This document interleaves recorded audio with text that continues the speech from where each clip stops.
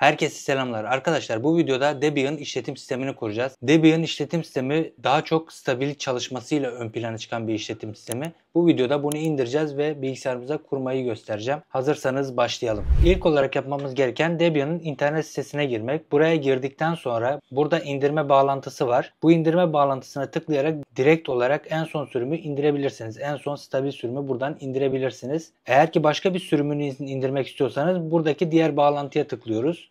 Ve Download bölümüne girerek buradan dilediğiniz sunucudan indirme işlemini gerçekleştirebilirsiniz. Türkiye için ftp.linux.org.tr adresini kullanabilirsiniz bunun için.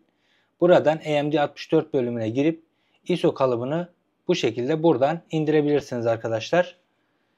Bunu indirdikten sonra Rufus ile yazma işlemi gerçekleştireceğiz. Bunun için Rufus'u indirmemiz gerekiyor.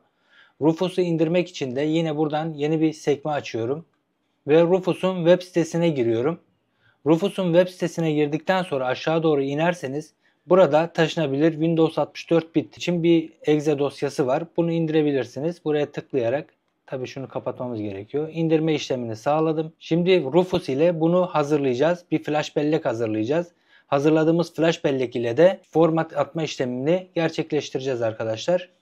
İndirdiğimiz Rufus ve Debian işletim sisteminin ISO kalıbını masa üstüne getirdim. Buradan Rufus'u çalıştırıyorum. Rufus'u çalıştırdıktan sonra diskimi otomatik olarak görecek. Bende daha önce Ubuntu varmış içerisinde. Bunu silecek arkadaşlar otomatik olarak. Buradan seç diyerek ISO kalıbımızı seçeceğiz. Ya da buradan tutup sürükleyip bırakabilirsiniz buraya.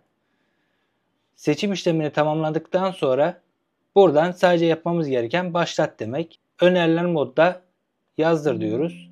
Evet diyoruz. Tekrar evet deyip tekrar tamam diyoruz ve işlem başlıyor arkadaşlar. İşlem başladıktan sonra bu biraz uzun sürüyor. Bunu beklemeniz gerekiyor.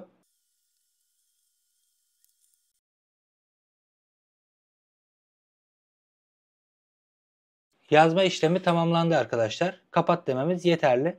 Şimdi bunu bilgisayarınıza takıp boot menüsünü açarak flash belleği başlatmanız gerekiyor. Ben bundan sonrasını VirtualBox üzerinden devam edeceğim. İşlemler aynı. Sadece benim video çekebilmem için oradan devam etmem gerekiyor. Flash belleğinizi boot ettikten sonra böyle bir ekranla karşılaşacaksınız. Bu ekranda enter yapıp geçiyoruz arkadaşlar. Yüklenmesini bekliyoruz ve bu şekilde bir arayüz bizi karşılıyor. Bu arayüzde Türkçe dil seçeneğini seçmemiz gerekiyor. Türkçeyi seçeceğiz buradan.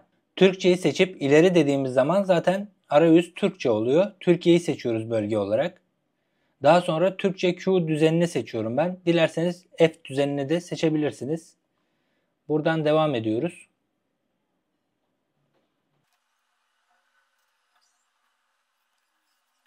Burada bir makine ismi veriyoruz arkadaşlar. PC diyebiliriz. Çok önemli değil. Devam ediyoruz. Alan adını boş bırakabilirsiniz. Burada bir tane root parolası belirlememizi istiyor. Herhangi bir yükleme işlemi gerçekleştirdiğiniz zaman root parolası isteyecektir sizden. Yani aslında ana yönetici parolası diyebiliriz buna. Buraya güçlü bir şifre atamanızı öneririm. Şifremizi yazdıktan sonra devam ediyoruz. Yeni bir kullanıcı tanımlamamızı istiyor. Tam ismimizi istiyor. Yücel diyorum ben. Sonraki ekranda bir de kullanıcı adı belirlememi istiyor. Kullanıcı adımı da yazdım. Yine devam ediyorum. Basit bir şifre atıyorum ben buraya. 1 yazıyorum. Devam ediyorum.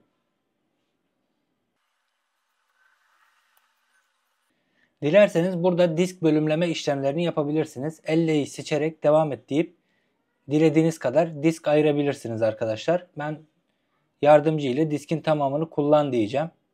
Devam et diyorum. Bu diskimi seçiyorum. İleri diyorum. Home bölümünü ayırabilirsiniz. Burayı seçmeniz yeterli. Ben yine olduğu gibi bırakacağım. Burada da devam et diyorum. Bu şekilde bir arayüz beni karşılıyor. Dokunmuyorum. Devam et diyorum.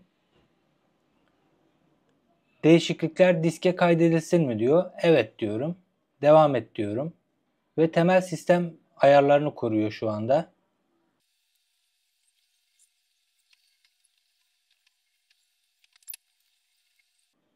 Burası hayır olarak kalsın. Devam ediyorum bu şekilde. Yine Türkiye'yi seçiyorum. En üsttekini seçip devam et diyorum. Boş bırakıyorum bu bölümü. Yine devam et diyorum.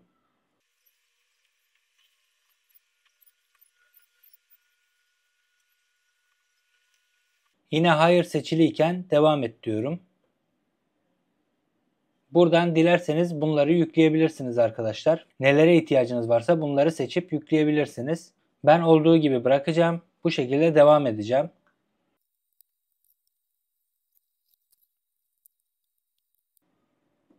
Kurulum işlemi tamamlandı. Şimdi devam diyerek işletim sistemimizi yeniden başlatıyoruz.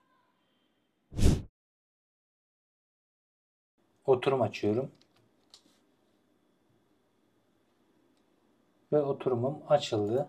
Oyun oynamak isteyenler için Steam'in nasıl yükleneceğini göstermek istiyorum. Bunun için etkinlikler sekmesine tıklıyorum ve buradan Mozilla'yı açıyorum. Mozilla açıldıktan sonra buraya Steam yazıyorum. Steam'in web sitesine giriyorum. Buradan Steam'i yükleyin diyorum. Tekrar Steam'i yükleyin butonuna basıyorum ve Steam inmeye başladı. Steam indikten sonra buradaki simgeye tıklayarak indirilen klasöre gidiyorum. Tarayıcıyla işimiz bitti. Bunu kapatıyorum. Sağ tıklıyorum. Birlikte aç diyorum ve yazılımı kur diyerek aç diyorum. Buradan tekrar kur diyorum ve benden yönetici parolasını istiyor. Root için belirlediğimiz güçlü parolayı istiyor. Bunu giriyoruz. Bunu girdikten sonra kurulum işlemi başlıyor. Yüklendikten sonra aç diyoruz. Ve böyle bir ekran bizi karşılıyor. Burada Enter'a basıyoruz. Tekrar bizden şifre istiyor. Şifremizi tekrar giriyoruz ve Enter'a basıyoruz. Yükleme işlemi başlıyor. Bu uyarıyı aldıktan sonra tekrar Enter'a basın. Yükleme işlemi aslında tamamlandı. Şuradan bir kontrol edelim. Gördüğünüz gibi buraya Steam gelmiş. Bunu başlatıyorum. Ve gördüğünüz gibi Steam'im açıldı. Giriş yaparak oyun indirip oynayabilirsiniz bu şekilde. Eğer Steam'i kaldırmak istiyorsanız yine etkinlikler bölümüne tıklıyoruz. Ve buradan uygulamalar bölümüne gelip uç birimi açıyoruz. Buraya su-tire yazıp Enter'a basıyoruz. Bizden şifremizi istiyor. Yönetici şifresi. Yönetici şifresini girip root olarak oturum açıyoruz. Buraya bu komutu yazıyoruz ve Enter'a basıyoruz.